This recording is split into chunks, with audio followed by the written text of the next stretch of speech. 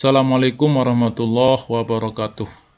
Jumpa lagi dengan channel kita, channel yang senantiasa setia menemani Bapak Ibu dalam menjalankan serta mengerjakan tugas-tugas PPG. Kita sudah sampai di modul 6 Bapak Ibu.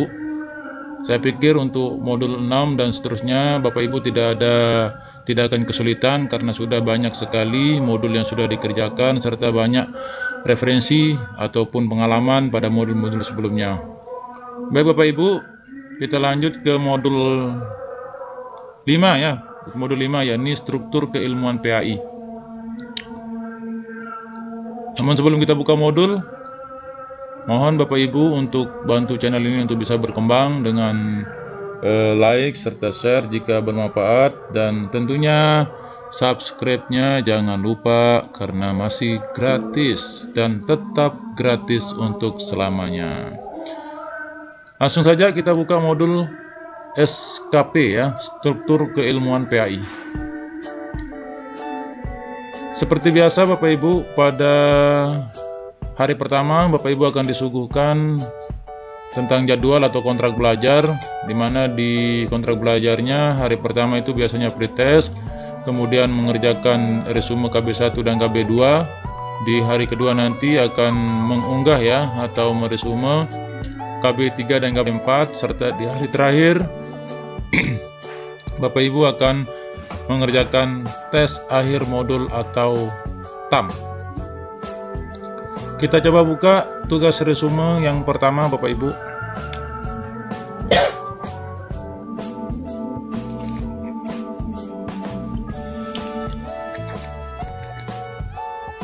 Kita buka KB1.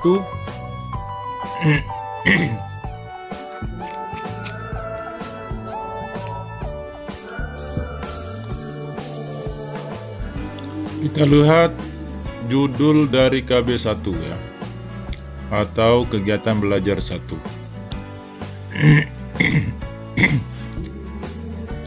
Kegiatan belajar 1 judulnya adalah ilmu dalam Islam. Dalam membuat resume, seperti resume-resume sebelumnya, Bapak Ibu jangan sampai keluar dari konteks ini ya, konteks yang capaian dan subcapaian pembelajaran. Jadi ini jangan sampai lepas atau jangan sampai ketinggalan karena terlalu khusyuk membuat resume atau terlalu ngebet.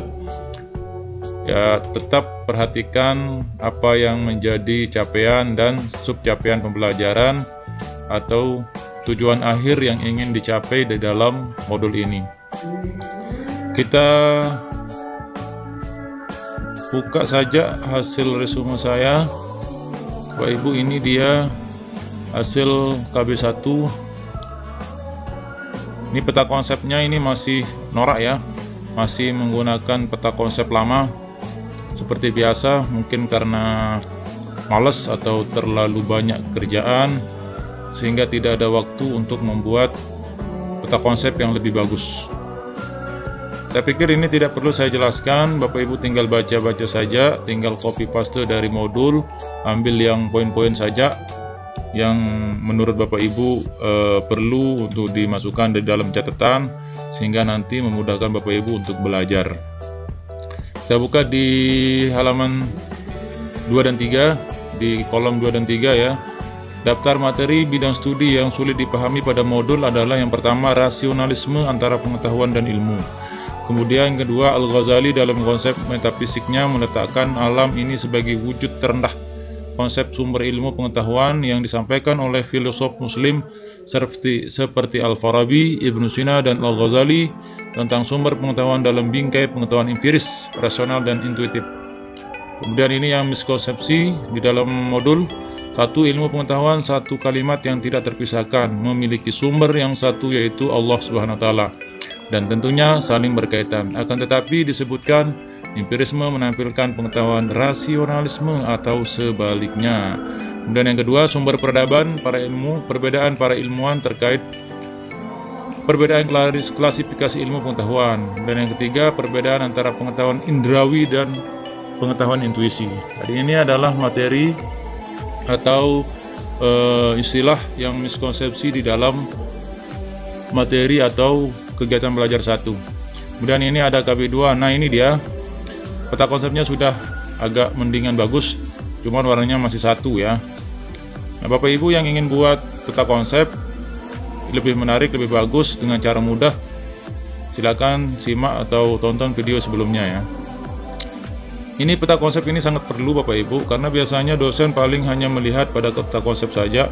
Kalau isinya sudah pasti yang ada di modul ya, tidak perlu diperiksa ulang. Biasanya dosen hanya melihat di peta konsep dan di terakhir ini saja. Kita langsung ke tugas yang paling sulit menurut saya, adalah analisa bahan ajar.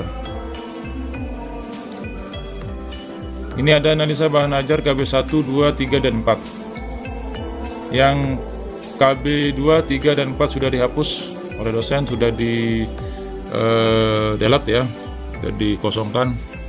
Kita buka yang KB 1 saja.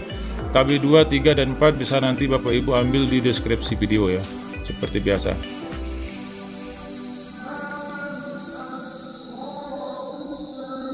Ini dia analisa bahan ajar saya. Kita lihat perintah dosen untuk tugas analisis bahan ajar bisa diambil dari modul yang sudah ada di KB 1. Jadi tidak perlu ngambil di video jurnal 1 maupun jurnal 2. Kita tinggal ambil di kegiatan belajar 1, adalah materi yang pertama. Yang pertama itu saya masukkan ada 5 teori kebenaran menurut Michael Williams, yaitu 1. Kebenaran koherensi, kebenaran korespondensi, kebenaran pragmatis, kebenaran performatif, kebenaran proposisi. Jadi ini istilah atau konsep yang saya temukan di dalam modul, kemudian ini deskripsinya. Dan evaluasi refleksi, agama merupakan hal yang urgent untuk membimbing dan sebagai pedoman hidup agar manusia hidup tenang di dunia karena tuntunan yang diajarkan masing-masing agama. Agama berfungsi bagi manusia, baik dalam kehidupan individu maupun kehidupan masyarakat. Bagi umat Islam, kehidupan di dunia bersifat sementara dan hanya permainan. Adapun kehidupan akhirat merupakan kehidupan yang kekal. Nanti Bapak Ibu bisa ambil di deskripsi video ya, tugas-tugas ini. Kita lanjut ke